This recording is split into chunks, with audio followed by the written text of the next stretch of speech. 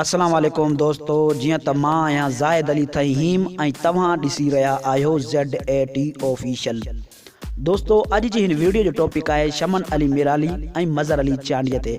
तव्हां दोस्त सोचे रहिया हूंदो त ज़ाहिद अली तहीम असांखे ॿुधाइण वारो आहे त शमन अली मिराली ऐं मज़र चांडीअ जो गॾु हिकु ड्यूट में सॉन्ग अची रहियो आहे। दोस्तों ईअं हरगिज़ न आहे। मां तव्हांखे ॿुधाइण वारो आहियां त आख़िर हिन वीडियो जो टॉपिक छा आहे। हिन वीडियो में मां तव्हांखे ॿुधाइण वारो आहियां त आख़िर मक़सदु छा आहे। इहो हलूं था, वीडियो शुरू कयूं था। शुरू करण खां पहिरियां तव्हां दोस्तनि खे हिकु नंढी गुज़ारिश आहे, जे अगरि तव्हां मुंहिंजे यूट्यूब चैनल ते पहिरियों दफ़ो आया आहियो त मुंहिंजी वीडियो खे लाइक कयो ऐं चैनल खे सब्सक्राइब कयो।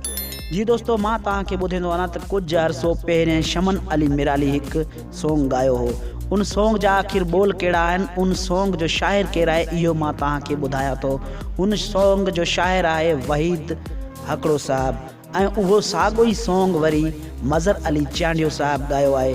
आख़िर हुन सॉन्ग जा बोल कहिड़ा आहिनि दोस्तों, इहो मां तव्हांखे ॿुधायां थो। दोस्तों मां तव्हांखे उहो सॉन्ग त न ॿुधाए सघां थो, छो त कॉपीराइट बि अची सघे थो। मां पंहिंजी आवाज़ में तव्हांखे उन सॉन्ग जा बोल ॿुधायां थो। दोस्तों हुन सॉन्ग जा बोल आहिनि, मुंहिंजो दिलि बर मूंखां रुसी वियो, हाय ज़ुल्म थी वियो। दोस्तों हुन सॉन्ग जा इहे ई बोल आहिनि जेको सॉन्ग हाणे मज़र अली चांडियो साहब ॻायो आहे।